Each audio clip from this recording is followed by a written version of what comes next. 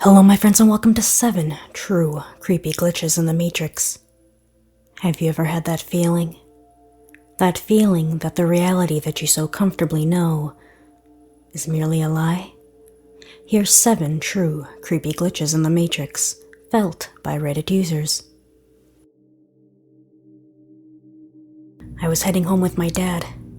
We stopped at a drive-thru. I start feeling more and more anxious for no reason, to the point where it makes me lightheaded and sick to my stomach. We have to wait a little bit ahead because they gave us the order wrong. So I sit there, feeling awful. And suddenly it comes to me, an urge to call my brother. He was trying to call us. He was in a car accident. No one died. Some got seriously bruised, and he was only shaken. I told him to shut up and get as far away from the car as possible. He didn't understand, but followed through, trying to call some of his buddies. I could hear his friends calling him a wuss, telling him that he was giving up. I heard him getting farther and farther. Then a loud noise. People shouting. After everything was over, he told me what happened. His drunk friend tried to impress some girls in the car, hit the gas, drifted, and hit the bottom of the car on some rocks, completely messing up the engine. They stood near the car, the driver still inside, trying to turn the engine back on. The hood burst into flames, and the car started to burn fast. The driver managed to get away, but got severely hurt. Some of the guys and girls who stood around were hurt and burned too, but not as bad as the driver. My brother was the only one with light bruises from the whole thing. He told me that when I ordered him to get away from the car, he was in front of it, inches from the hood. I never experienced anything like this before, and after. It was just this once. Just a weird, vivid memory. I don't remember what I was thinking. I remember it like watching a movie and seeing myself and everything from an outside angle. Me and my friend were at a Chinese restaurant. We ordered a General Tso chicken dinner and a shrimp lo mein dish. When we sat down, we took out both boxes and set them on the table, about 2 feet apart. My friend opens the first box and we see a shrimp lo mein dish. It has all the things in there. Noodles, shrimp, fried rice. He closes the box and opens the other box. Inside that box is another shrimp lo mein dish. Shrimp, noodles, fried rice. Oh, I think. They must have mixed up the order. I was just about to say this when my friend says out loud, "Looks like they made a mistake and gave us 2, as he opens the first box again. Inside of it is a General Tso chicken dinner order. General Tso chicken, white rice, and an egg roll. He froze and looked at me. I looked back at him, and we sat in silence. It took us about 5 or so minutes to collect ourselves. I have no idea what happened.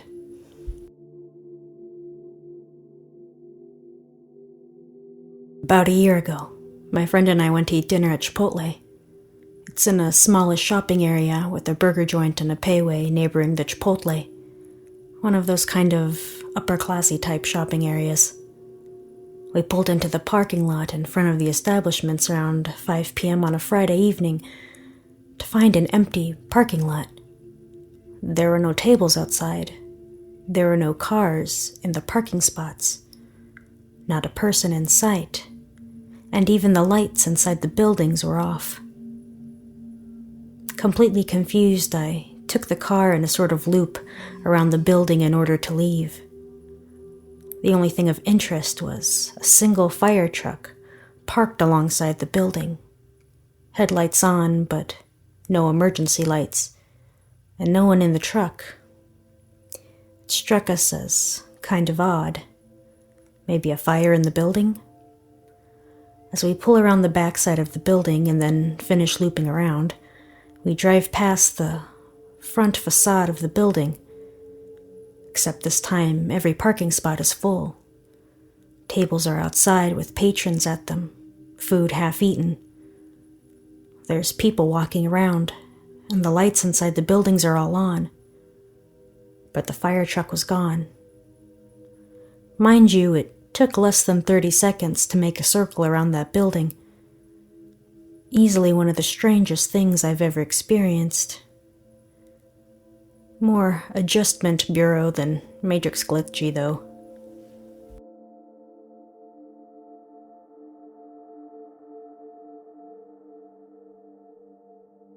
I'm from Finland, and that's also where these things I'm about to describe to you happened.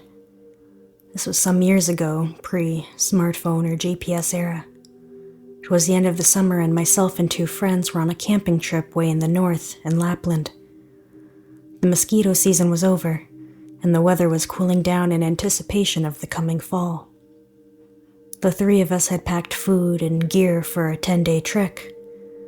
The car we arrived in had been left at the parking lot of the visitor center. This happened to be within the premises of the Urho Kekkonen National Park, a 985 square mile stretch of wilderness near the Russian border. The terrain there varies greatly, from treeless and semi-mountainous to dense forests of spruce and pine and dwarf birch. There are a lot of swamps.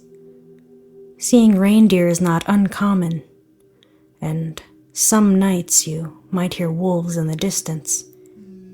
You can run into a bear or wolverine in this place, but of course normally they avoid people.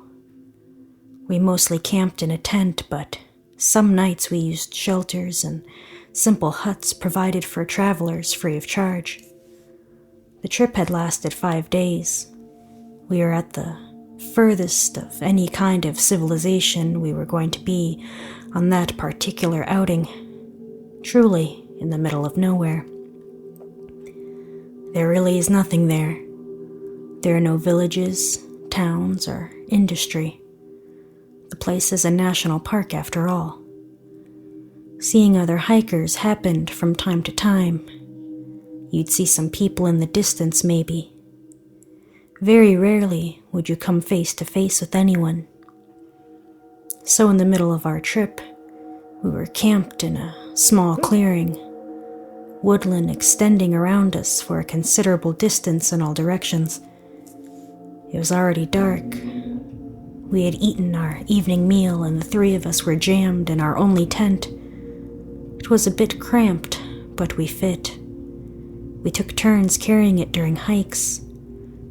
We were just exchanging some jokes and crude humor in the dark, like guys in their 20s do, about to go to sleep in our sleeping bags, when we quieted down and we began to hear it. Talking and the sound of machinery. Given our location, this was profoundly weird. We camped in a tent because there were no huts nearby. Maybe there was another camp somewhere near us?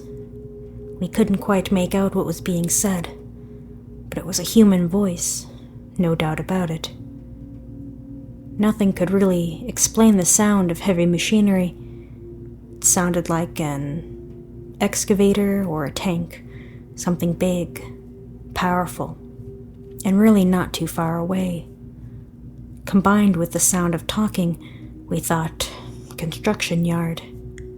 But at that time of night, in an unpopulated, protected nature reserve, we got out of our tent. It was cold and pitch black. The campfire had some coals still glowing. We took out our flashlights. My 2 buddies have always been a lot braver than me. The sound was clearly coming from the north, maybe half a kilometer away. We thought the construction might be going on behind a small hill some distance away. We could see no lights or anything. We still could not make out what was being said. The speaking-like voice was monotonous, and it was impossible even to say what language was being used. Still sounded a lot like a person speaking, though. You may be aware of the sort of spooky phenomenon of hearing a human voice in static. Maybe you've used a blow dryer and had been sure someone is talking. Turn it off and it was just something the brain tried to interpret from the steady hum. Maybe it was sort of like that. It's hard to explain. The machinery-like sound continued. Not loud, but you could sort of make out the powerful engine, at times accelerating and adding power, at times idle. My two friends resolved to go out to find what was ever going on. We put our warm clothes back on, donned boots, and I sat next to the dying fire, adding some wood to it. I would stay at camp while my buddies left to check out this mystery construction yard in the middle of nowhere in the Lapland woods. So there I sat. The guys took out their maps, took a compass, heading and left. I could hear them make their way through the forest, see the light from their flashlights. Then they were gone. The weird sounds continued, unaltered. They were gone 15 minutes, then maybe 30. Then the better part of an hour.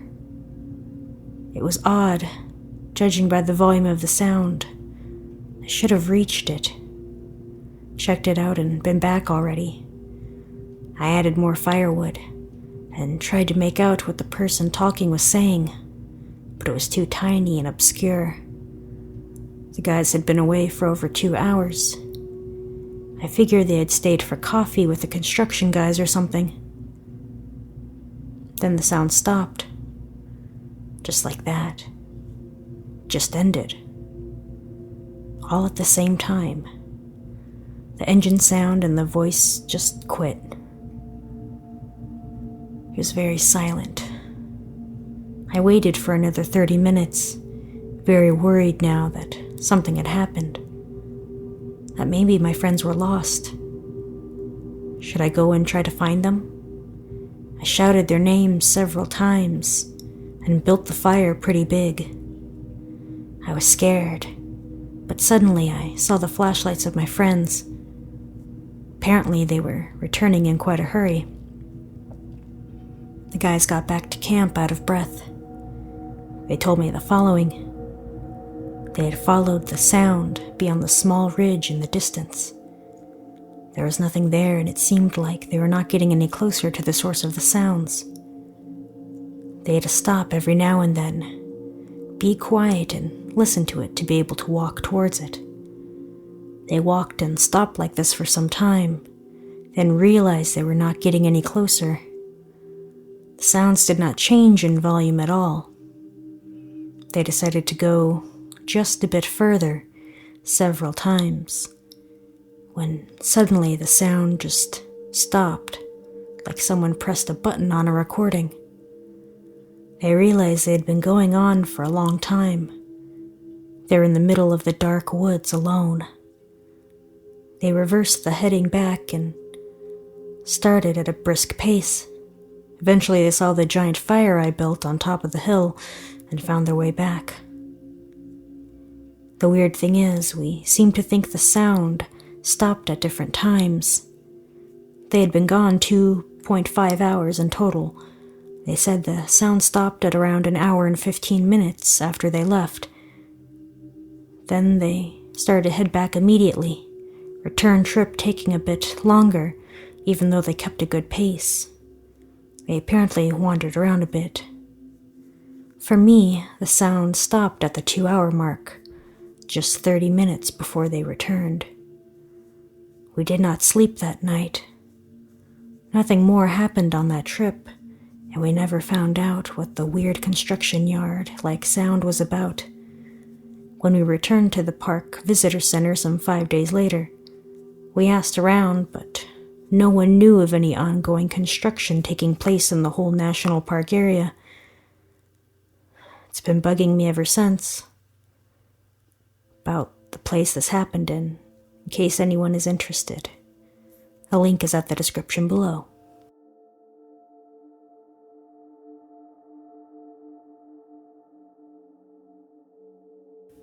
I always had those deja vu dreams, where a lot of you have already been talking about here, where the events in your dreams seem to happen in real life, or it happens days or years later. Mine plays off the same ordeal, but except knowing what happened next saved my life, I suppose. My dream was simple. I was driving down from the mountains back home with friends in the car after what I vaguely remember was a snowboard skiing trip. The conversation was, I suppose, the usual for a long car ride. I spy this and just stupid games and stuff. Then Smash Mouth All-Star came on. I remembered it because everyone started singing along, speeding down the mountain. And after signaling into the passing lane, all of a sudden a huge car wreck happens right in front of us. Happening so fast, cars smashed into each other, and one of the cars involved rolling off the mountain over into the divider. I was so close to avoid it, so I pulled to the right, which caused the car behind us to plow into the side of us, rolling our car into the opposite side of the road. I remembered just a fuzzy feeling, upside down and just glancing around the car, seeing my friends mutilated. It sends shivers down my spine to even think about it. I woke up in tears. I was just so frightened and scared. It was so surreal. And this is where the glitch begins.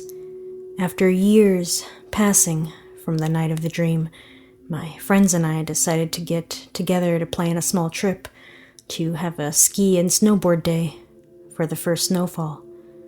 We knew a storm was coming, so we headed up the mountain. Good runs, fresh snow. It was overall a great success. We had gotten exactly what we had come for. We packed our things and headed down the mountain. And then it clicked. The same stupid car banter, the I Spy game, and then the Smash Mouth All-Stars came on. It happened. I was in my nightmare. The wreck happened just as I remembered, but I didn't pull right, just as I did in my dream. I pulled to the left, into the opposite lane, and somehow just avoided it. Everything slowed down. It was like I was in my own world, and everything happened the same except for my actions. We pulled to the side of the road and called 911. I broke down. It was too much. I was again scared and shaking, but somehow that stupid dream saved my life.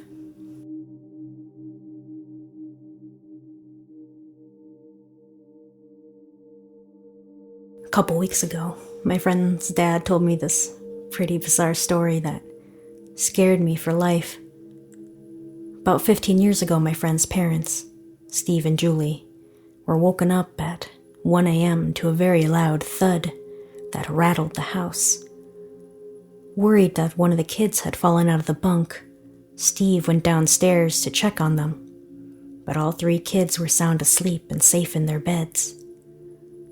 Julie told Steve to check the house in case of intruders, so Steve checked the doors and windows before going outside to take a look. After minutes of investigating the noise, Steve came across nothing unusual and went back inside to go to bed. He found his wife absolutely worried sick, and she demanded to know where he had gone and what happened. Confused and tired, Steve told her that he found nothing and tried to calm her down before Julie pointed out that it was now 4 a.m. and that he had been missing for 3 hours. Julie had even gone outside to check on him, and he was nowhere to be found, and didn't respond to her calling his name. Unable to figure out what happened, they returned to bed and slept until Steve had to get up for work in a few hours. Steve owns a painting business, and a couple hours after working on a house, he noticed his eyes started to feel itchy. Then his eyes started to burn. After a couple hours, his eyes burned so badly that he was holding his eyelids open as not to blink, because it felt like his lids were sandpaper against his corneas. His employees rushed him to the hospital, and Steve was treated for second-degree flash burns on his eyes. He was told the burns were equivalent to staring at a welder's torch without eye protection for an extended period of time. His eyes were treated, and he was lucky to have his vision fully restored. He's one of the most stand-up guys I know, and the way he told the story gave me the creeps. Dead serious, and no explanation for what happened. His wife was there too, and she was visibly upset when he was telling me that story. When I was a teenager, I had 2 really intense dreams one night. The first one was about an online friend of mine who was calling me to say she'd broken up with her boyfriend. And I sang a few lines of Seal's Don't Cry to her over the phone. The second dream was finding a real-life friend's body, dead, floating in her bathtub. I didn't think anything of it until I logged online that evening, and the online friend came online to tell me that her boyfriend had broken up with her. I immediately asked if I could call her, and she said no. I remember thinking that it meant something, like I could change it. Not long after, my phone rang. It was my real-life friend from the dream calling me. I was completely freaked out at that point, but I talked to her normally. She was just talking about school and stuff, until I realized I heard a splash in the background. I asked her, "Are you in the tub?" And when she said yes, I felt like my heart had stopped. I asked her, "What did you do?" She didn't answer me right away. And then after a very long pause, she told me she had taken an entire bottle of pills and chased it with some mushrooms and vodka.